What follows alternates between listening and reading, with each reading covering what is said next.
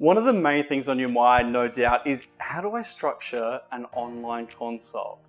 Well, the answer to that is it's very similar to in-person. There's actually not that much that changes. It's over, obviously, a video call, but there's not a huge amount that changes. So let me delve a little bit more into that now. So for many allied health, it's going to start with the subjective, then objective, some form of treatment, and then a plan. So just to go over that again, it's the subjective, the objective, the treatment, and then the plan. There's no real difference there.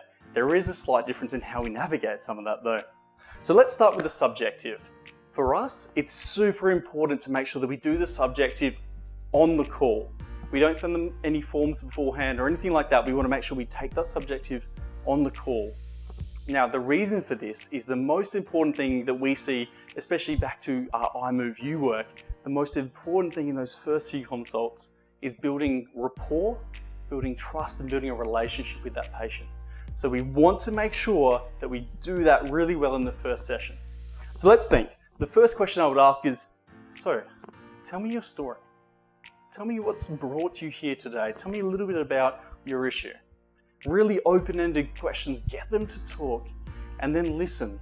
This is going to force us, online consults are going to force us to become better listeners. It's going to force us to ask better questions. Because when we take away our hands, for our manual therapy professions, when we take away our hands, we have to get everything else better. It's like if you were to lose your sight, your hearing, your sense of smell, all those things would get better. Here we've taken away the hands. The subjective is going to get better. Our ability to listen, show empathy and understanding is going to get better. Our treatment ideas and how we explain it to people get better.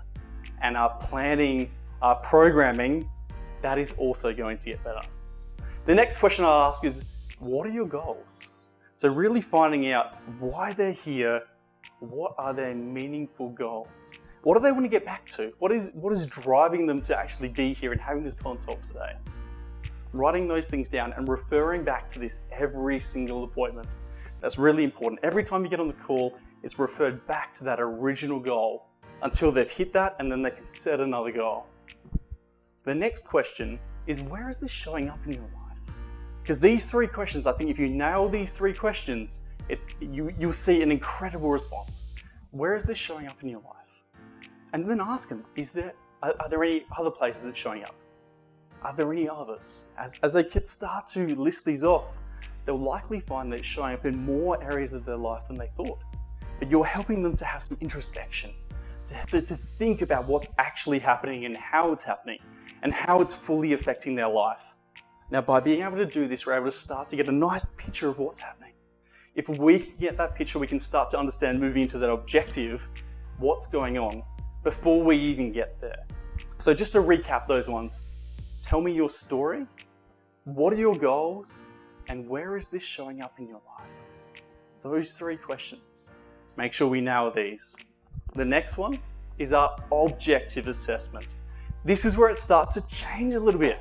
And I would encourage you, if you're an allied health professional that has to look at how someone moves, if you're a speechy, obviously this is a bit different, but if you're someone who has to look at how someone moves, make sure you've got the space to move, so that if you stand up and if you're showing people a movement, that they can actually see you do that.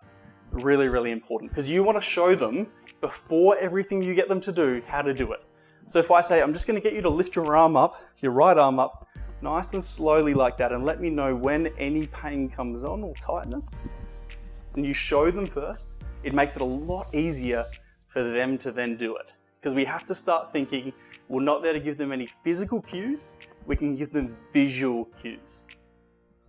So after our objective assessment, we then move into our treatment. This is where for many people it gets radically different, and this is exciting too, because it means that we have to get better at prescribing whatever it is that we're going to prescribe, whether it be exercises, whether for speeches, it's the way they do something, but we need to get better at how we do this, okay? Which is really, really important. So for treatment, we want to look at, what do they have around the house? What have we asked them to bring ahead of time? Are they going to have a towel there, a pillow, a ball, all those little things that they might need? to do the treatment that you want them to do they have it there and how can they use it? And again, you're going to show them first. You're going to be the person that does it. If you have to get on the floor first, that's fine. They'll then get on the floor after you. But make sure that you have the space to be able to show these things, to do these things. Really important. The same way you would in a normal consult, you would often get on the floor, you would often show them what you need to do first. Again, it doesn't change that much. The last part is the planning. And this is where I get really excited because I think this is where we're going to see a huge improvement because we're going to have to get better at planning ahead at how we're going to gradually overload people to help them to hit their goal. So in this stage, I would actually sit there, you can even share screen with them as you start to write out that plan. You can, or if your software doesn't allow that, you can write out the plan and then go through it with them, but you can, and send it to them first, but you can go through the plan as you're creating it. This is an awesome chance to educate people a little bit more.